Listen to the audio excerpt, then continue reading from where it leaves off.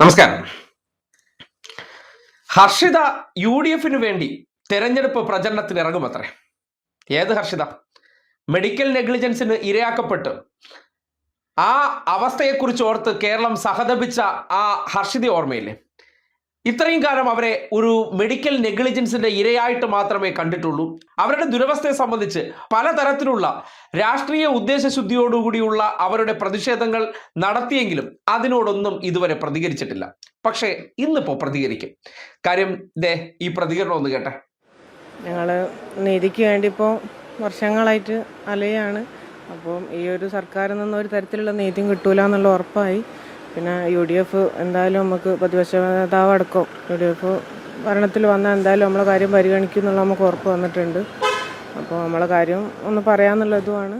ഇപ്പോൾ സർക്കാർ മാറാൻ UDF വരണമെങ്കിൽ അത് UDF വേണ്ടി പിന്തുണച്ചുകൊണ്ട് രംഗത്തുണ്ടാവും മൊത്തത്തിൽ. തീർച്ചയായും നമ്മൾ ഇതുവരെ ഒരു രാഷ്ട്രീയവും ഇല്ല. നമ്മളെ വേദനയാണ് നമ്മളെ രാഷ്ട്രീയം. നമുക്ക് നീതി കിട്ടുന്നത് നമ്മളെ കൂടെ നിൽക്കാൻ അവരെ ഉണ്ടായിട്ടുള്ളൂ എന്നാണ്. ഈ ഒരു ഇത്രയും കാലം കൊണ്ട് 4 വർഷമായല്ലോ നീതിക്ക് വേണ്ടി ഒരു തെരുവിൽ യുദ്ധം ചെയ്യേണ്ട ഒരു അവസ്ഥ. കാരണം ആരോ ചെയ്ത ഒരു അശ്രദ്ധക്കാണ് നമ്മൾ ഇത്രയും വേദന. ഇപ്പോഴും മെനയാന്ന് പോലും ഞാൻ വേദനക്കുള്ള ഇഞ്ചക്ഷൻ അടിച്ചിട്ടാണ് വീട്ടിൽ കിടക്കുന്നത്. അപ്പോൾ അത്രയും വേദന സഹിച്ച ഒരാൾക്ക് ഇത്രയും കാലം കൊണ്ട് ഒരു തരത്തിലുള്ള നീതി നൽകാൻ കഴിയാത്ത ഒരു സർക്കാരിനെ നമുക്ക് ഒരിക്കലും അനുകൂലിക്കാൻ കഴിയില്ല എന്നുള്ളതാണ്. നമ്മൾ അത്രയും മനസ്സുകൊണ്ട് മടുത്തുപോയി.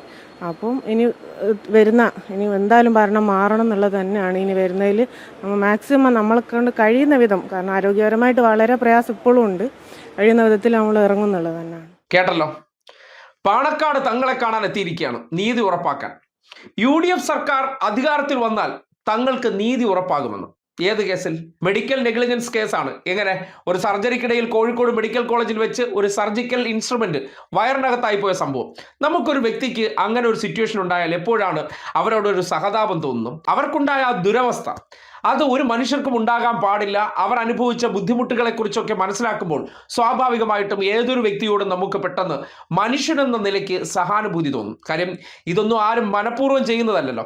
ചെയ്ത ഡോക്ടർമാർക്ക് പറ്റിയ പിഴവാണ് ആണല്ലോ, അക്കാര്യത്തിൽ യാതൊരു സംശയമില്ലല്ലോ. അങ്ങനെ പറ്റിയ പിഴവ് അത് കേരളത്തിൽ ഒരു രാഷ്ട്രീയ നേതൃത്വത്തിന്റെ പിഴവാക്കി മാറ്റാനായിട്ട് ഹർഷിത ശ്രമിക്കുന്നുണ്ടെങ്കിൽ അവരെ നമ്മൾ എന്താണ് വിളിക്കേണ്ടത്? പൊളിറ്റിക്കൽ ടൂളാണ്. ഏത്? വയറിനകത്തായിപ്പോയ ഒരു സർജിക്കൽ ഇൻസ്ട്രുമെന്റ് വെച്ചിട്ട് ലീഗിന് വേണ്ടിയും UDF വേണ്ടിയും പൊളിറ്റിക്കൽ ടൂളാകാനായിട്ട് ആ നാവ് ശ്രമിക്കുന്നുണ്ടെങ്കിൽ അവരോട് പറയാനുള്ള ഒരു കാര്യം, അവർ ഈ പ്രതികരണത്തിൽ തന്നെ പറയുന്ന ഒരു കാര്യം നിങ്ങൾ കേട്ടതാണ്. UDF സർക്കാർ വന്നാൽ നീതി കിട്ടും. 5 വർഷം മുന്നേ നടന്ന സംഭവമാണ്. UDF സർക്കാർ ആയിരുന്നെങ്കിൽ ചിലപ്പോൾ ഇത് നടക്കില്ല. അതൊരു കണക്കിന് സത്യമാണ്. കാര്യം ഈ സർക്കാർ ആശുപത്രിയിൽ സർജറി നടന്നാലല്ലേ ഈ പറയുന്ന ഇൻസ്ട്രുമെന്റ് എന്തെങ്കിലും ഉള്ളിലായി പോകത്തുള്ളൂ.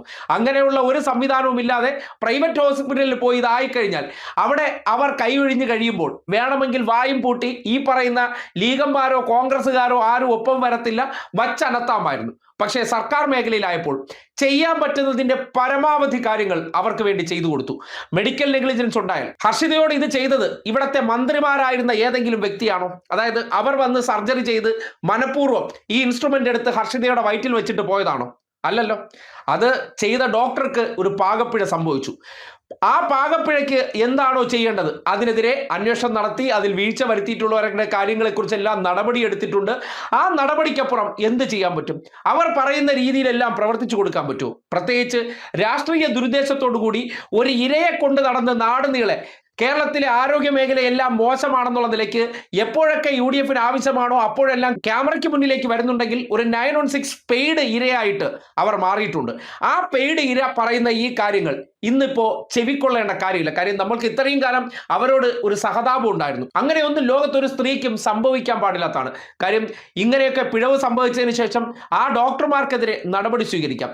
ഇപ്പോൾ ഇവിടുത്തെ മുഖ്യമന്ത്രിയായിട്ട് VD സതീശനും അല്ലെങ്കിൽ മുഖ്യമന്ത്രിയായിട്ട് കുഞ്ഞാപ്പയും ആരോഗ്യമന്ത്രിയായിട്ട് പാണക്കാട് തങ്ങളും ഇരിക്കണം എന്നങ്ങ് വിചാരിക്കുക. ഇങ്ങനെ ഒരു സംഭവം അല്ലെങ്കിൽ ഇങ്ങനെ ഒരു പിഴവ് ഡോക്ടർമാരുടെ കയ്യിൽ നിന്ന് സംഭവിക്കില്ലേ? അതിന് മാത്രം ഉത്തരം പറഞ്ഞാൽ മതി. ഒരു ഡോക്ടറുടെ ഭാഗത്ത് നിന്ന് വീഴ്ച സംഭവിച്ചു. ആ വീഴ്ചയ്ക്ക് എന്താണ് ഹർഷിതയ്ക്ക് വേണ്ടി ചെയ്തു കൊടുക്കാൻ പറ്റുന്നത്? അവർ പറയുന്ന സകല കാര്യങ്ങളെ അംഗീകരിച്ചു കൊടുക്കണം. ഇല്ലെങ്കിൽ ഞങ്ങൾ മീഡിയ വൺ ചാനലുണ്ട് ഞങ്ങൾക്ക് ഹൈലൈറ്റ് ചെയ്യാൻ, ഞങ്ങൾക്ക് ലീഗിന്റെ പത്രങ്ങളുണ്ട്, അല്ലെങ്കിൽ ഞങ്ങൾ ഈ ഇരവാദം പറഞ്ഞും മതത്തിന്റെ പേരും പറഞ്ഞ് ഈ നാട് നീളെ ഒരു വൈകാരികത സൃഷ്ടിക്കാൻ നടക്കുകയാണ്. അതായത് ഉദ്ദേശമെന്ന് പറഞ്ഞാൽ ആ പറ്റിയത് ഒരു അനുഗ്രഹമാക്കി എടുക്കുകയാണ്. ഞങ്ങൾക്കിത് സംഭവിച്ചത് ഒരു ഗുണമാണ്, അതുകൊണ്ട് ഞങ്ങൾ ഇരവാദം കളിച്ചുകൊണ്ട് സർക്കാർ സർക്കാർ ആശുപത്രികളെ അങ്ങ് അധിക്ഷേപിക്കാം, സർക്കാരിലെ മന്ത്രിമാരായിരുന്നവരെ ഇരയായി നിന്നുകൊണ്ട് കുറ്റം പറഞ്ഞു കഴിഞ്ഞാൽ കേരളത്തിലെ മാധ്യമങ്ങൾക്കിടയിൽ കുറച്ച് മൈലേജ് കിട്ടുമെന്ന് കരുതിക്കൊണ്ട് ഒരു സ്ത്രീ പ്രവർത്തനം ചെയ്യുമ്പോൾ സ്വാഭാവികമായിട്ടും ഇന്നിപ്പോ ഇരയുടെ പരിവേഷമല്ല, ഒരു പെയ്ഡ് ഇരയാണ്. അതായത് അവർക്ക് ലീഗുകാരോ UDFകാരോ കുറച്ച് പണം കൊടുത്തു കഴിഞ്ഞാൽ ഇനി വരുന്ന കാലഘട്ടത്തിൽ നിങ്ങൾക്ക് കുറച്ച് പണം കൂടി തരാമെന്ന ഓഫർ കൊടുത്താൽ ഇമാതിരി ഡയലോഗ് അടിക്കുന്നുണ്ടെങ്കിൽ അവർക്ക് സംഭവിച്ച ഒരു ദുരന്തത്തെ അല്ലെങ്കിൽ ഒരു ചെറിയ അപകടത്തെ അതിനെ കച്ചവടവൽക്കരിക്കുന്നു എന്ന് പറയേണ്ടി വരികയാണ്. അതുകൊണ്ടാണ് പാണക്കാട് തങ്ങളടുത്ത് പോയി അനുഗ്രഹം മേടിച്ചുകൊണ്ട് ഇറങ്ങുന്നുണ്ടെങ്കിൽ ഒരു കാര്യം ആലോചിച്ചാൽ മതി, അവർക്ക് സംഭവിച്ചു പോയ ആ ദുരവസ്ഥ, ആ അവസ്ഥയെ എങ്ങനെയൊക്കെ നമുക്ക് കച്ചവടവൽക്കരിക്കാം, അതിലൂടെ മറ്റുള്ളവർക്ക് രാഷ്ട്രീയ നേട്ടമുണ്ടാക്കി കൊടുക്കാമെന്ന് വിചാരിക്കുന്നുണ്ടെങ്കിൽ അതിനെ ഓർത്ത് നമ്മൾ സഹതപിക്കേണ്ടതുണ്ടോ? ഇല്ലല്ലോ. അതുകൊണ്ടാണ് ഇത്രയും കാലം ഹർഷിത പറഞ്ഞ കാര്യങ്ങൾ ഒരു ഇരയാക്കപ്പെട്ടു പോയ ഒരു സ്ത്രീ എന്നുള്ള നിലയ്ക്ക്, അതായത് മെഡിക്കൽ നെഗ്ലിജൻസിന് ഇരയാക്കപ്പെട്ട സ്ത്രീ എന്നുള്ള നിലയ്ക്ക് അവർ പറയുന്നതിനെ സമൂഹം കേട്ടു. പക്ഷെ ഇന്നിപ്പോ അവർ കച്ചവടത്തിന്റെ താല്പര്യവുമായിട്ട് ഇറങ്ങുമ്പോൾ, പൊളിറ്റിക്കൽ ടൂളാകുമ്പോൾ അവരെന്ന കാപട്യത്തെ കൂടി ഈ സമൂഹം തിരിച്ചറിയേണ്ടതുണ്ട്. സംഭവിച്ചു പോയ ഒരു ദുരവസ്ഥയെ വെച്ചിട്ട് അതെങ്ങനെയാണ് ചില രാഷ്ട്രീയ താല്പര്യങ്ങൾക്ക് ഗുണപ്പെടുത്തി കൊടുത്ത് തങ്ങൾക്ക് ചില നേട്ടങ്ങൾ ഉണ്ടാക്കാമെന്നതിന്റെ നേർസാക്ഷ്യമായിട്ട് അവരുടെ പ്രതികരണങ്ങൾ മാറുന്നുണ്ട്. അതുകൊണ്ട് നാട്ടുകാർ മനസ്സിലാക്കുക, സർക്കാർ മേഖലയിൽ 10 വർഷത്തിനിടയിലാണ് അവയവമാറ്റ ശസ്ത്രക്രിയ വരെ നടക്കുന്നത്. അതിൽ ലക്ഷക്കണക്കിന് സർജറി നടത്തിയതിൽ 2 സംഭവങ്ങൾ റിപ്പോർട്ട് ചെയ്യപ്പെട്ടു. തീർത്തും ന്യായീകരിക്കാൻ പറ്റാത്തത്, സംഭവിക്കാൻ പാടില്ലാത്ത വിഷയം തന്നെയാണ്. പക്ഷേ 2 ഡോക്ടർമാർക്ക് അത് സംഭവിച്ചു പോയി. ആ ടീമിന് അങ്ങനെ ഒരു പിഴവ് സംഭവിച്ചു. അവരെ ഇനി തൂക്കിക്കൊല്ലണോ?